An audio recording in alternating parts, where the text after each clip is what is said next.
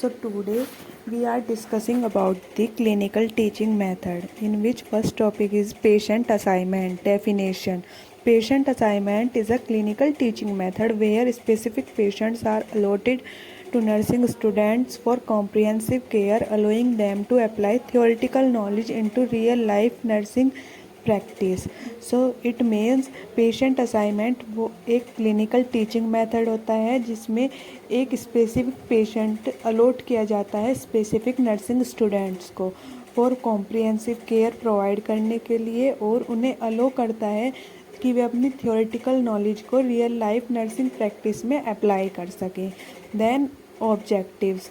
Objective first one is the to provide holistic nursing care to a patient. इसके through हम holistic nursing care provide कर सकते हैं patient को, emotionally, physically and mentally support such as. Next one is the to correlate theory with practice. इसमें क्या होता है, जो स्टूडेंट होता है वो अपनी थियोरेटिकल नॉलेज को प्रैक्टिकली अप्लाई कर सकता है. Third one is the to develop critical thinking and decision making. इसके थ्रू स्टूडेंट में क्रिटिकल थिंकिंग डेवलप होती है और डिसीजन मेकिंग भी एबिलिटी भी इंक्रीज होती है. Next point is the to enhance responsibility and accountability in students. Student के अंदर रिस्पॉन्सिबिलिटी को इंक्रीज करता है और अकाउंटेबिलिटी को. Then steps in patient assignment. First one step is the selection of suitable patient by teacher. In this step teacher select the patient according to the student knowledge level. Then next step is allocation of patients to individual students. इसमें क्या होता है, particular students को ही provide किया जाता है. फिर then third is the orientation and history taking by students. इस स्टेप्स में स्टूडेंट क्या करता है, जो भी पेशेंट की कंडीशन है उसकी ओरिएंटेशन करता है और उसकी हिस्ट्री टेकिंग लेता है. फिर उसके बाद है planning and implementing nursing care. उसकी डिसीज़ के अकॉर्डिंग स्टूडेंट प्लानिंग करेगा और देन अपनी जो भी केयर उसने बनाई होगी उसे इम्प्लीमेंट करेगा. Then next one is the evaluation by teacher and feedback given. इसमें क्या होता है, टीचर इवेल्युएट करेगा और फिर उसके बाद फीडबैक प्रोवाइड करेगा स्टूडेंट को कि उसने क्या लर्न किया क्या नहीं. Then next one is the advantages. So advantages, first one is the provide continuity of care.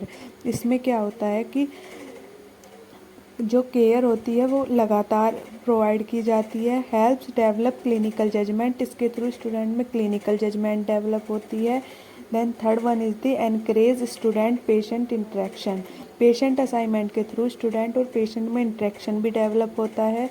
Fourth one is the build confidence and competence. इसके वजह से स्टूडेंट के अंदर कॉन्फिडेंस भी बिल्डअप होता है.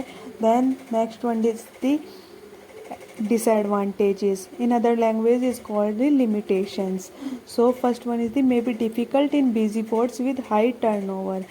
ये उन वार्ड में डिफ़िकल्ट हो जाता है स्टूडेंट्स के लिए जहाँ पर पेशेंट्स बहुत ज़्यादा होते हैं और वो वार्ड ज़्यादा बिजी होता है, जैसे कि आईसीयू हो गया और इमरजेंसी वार्ड. और next one is the patient condition में चेंज सडनली. और इसमें ऐसा भी हो सकता है कि पेशेंट की कंडीशन सडनली चेंज भी हो सकती है. टाइम कॉन्स्टेंट में लिमिट इन डेप्थ केयर. एक ये टाइम कॉन्स्टेंट होता है जो कि लिमिट करता है कि डेप्थ में केयर प्रोवाइड की जा सके. फिर fourth one is the uneven learning if assignments are unequal. अगर असाइनमेंट्स अनइक्वल होंगे तो लर्निंग भी प्रॉपर नहीं हो पाती है इसके through. Then next topic is the clinical conference.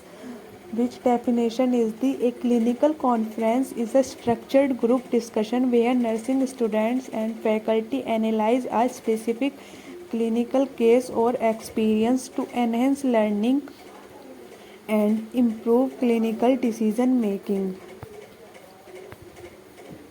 So in this explain that clinical conference जो होता है एक स्ट्रक्चर्ड ग्रुप डिस्कशन होता है जिसमें नर्सिंग स्टूडेंट्स और फैकल्टी जो होती है वो पर्टिकुलर केस पर अपने एक्सपीरियंस को और अपनी नॉलेज को, अपनी लर्निंग को एनहेंस करती है, जिसकी हेल्प से क्लिनिकल डिसीजन मेकिंग इम्प्रूव होती है। फिर उसके ऑब्जेक्टिव्स देख लेंगे। To develop analytical and critical thinking skill, इसकी वजह से स्टूडेंट के अंदर क्रिटिकल थिंकिंग स्किल्स भी डेवलप होती हैं और डिसीजन मेकिंग एबिलिटी भी उसकी इंक्रीज होगी कि वो क्रिटिकल सिचुएशन में किस तरीके से सोच सकता है। Next one is to provide opportunities for collaborative learning, एक ये स्टूडेंट्स को अपॉर्चुनिटी प्रोवाइड करता है मिलजुल के लर्न करने में। Third one is to review and evaluate patient care provided, इसके थ्रू हम इवेल्युएट कर सकते हैं कि किस तरह की पेशेंट को केयर प्रोवाइड की गई है और उसमें क्या इम्प्रूवमेंट हम कर सकते हैं। Fourth one is to bridge the gap between theory and practice, इसके थ्रू एक तरीके से एक ब्रिज डेवलप हो जाता है जो कि एक गैप डेवलप करता है थ्योरी के बीच में और एक प्रैक्टिस के बीच में, क्योंकि हम अपनी थ्योरेटिकल नॉलेज को प्रैक्टिकली अप्लाई करते हैं। फिर steps in clinical conference, so there has 5 steps. So first one is the selection of a relevant clinical case और issue, first one is the select करेंगे पर्टिकुलर केस को, clinical case को और issue को। फिर collection of data and case history, जो भी हमने क्लिनिकल केस सेलेक्ट करा है उसकी हम हिस्ट्री लेंगे और डाटा कलेक्ट करेंगे।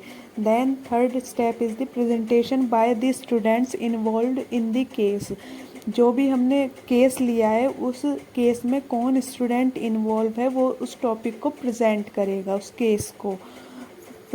Fourth step is the group discussion and analysis with teacher guidance, इसमें क्या होता है जो स्टूडेंट्स होते हैं वे ग्रुप डिस्कशन करेंगे और फिर under the teacher guidance way analysis करेंगे और टीचर गाइडेंस प्रोवाइड करती रहेगी कि वे कहाँ इम्प्रूव कर सकते हैं।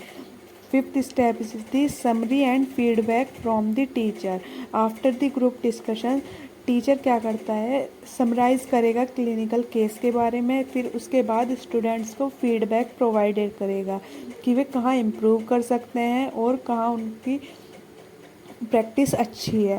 फिर next one is the advantages, first advantage is the promote reflective learning, इसके थ्रू स्टूडेंट्स के अंदर रिफ्लेक्टिव लर्निंग डेवलप होती है।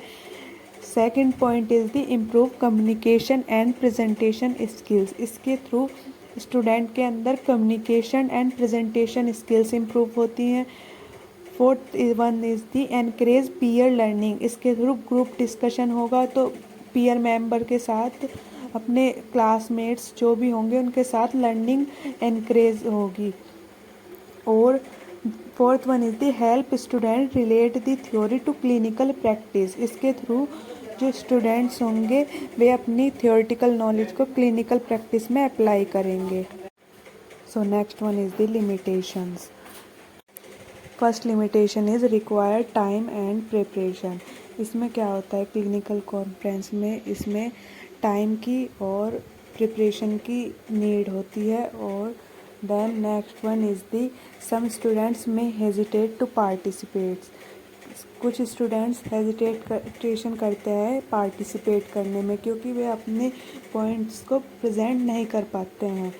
और third one is the quality depends on the chosen case and facilitation, तो इसमें क्या होता है जो क्वालिटी होती है वो डिपेंड करती है कि किस टाइप का क्लिनिकल केस देखा गया है और क्या उसी तरह से वो फैसिलिटेट करता है। Fourth one is may not be feasible in a high workload setting, flexible नहीं हो पाता है उन सेटिंग्स में जहाँ पर वर्कलोड हाई हो। Next one is the example of clinical conference, so example is a student present in a clinical conference on a patient with congestive heart failure. She shares the patient history, treatment plan, nursing intervention, and changes faced during care. Other students and the teacher discuss alternative care approaches, and the session ends with a summary and teacher's feedback. In this, explain that एक student है जिसने अपनी clinical conference present करी है congestive heart failure पे। उसने patient की history, treatment plan, nursing intervention, challenges जो भी उसने फेस किए हैं वे ड्यूरिंग द केयर वे एक्सप्लेन की। तो इसमें क्या होगा, जो अदर स्टूडेंट्स होंगे वे और टीचर जो होगा वो अल्टरनेटिव केयर के अप्रोचेस को डिस्कस करेगा स्टूडेंट्स के साथ। और सेशन जो एंड होगा वो समरी के साथ और टीचर के फीडबैक के साथ एंड होगा।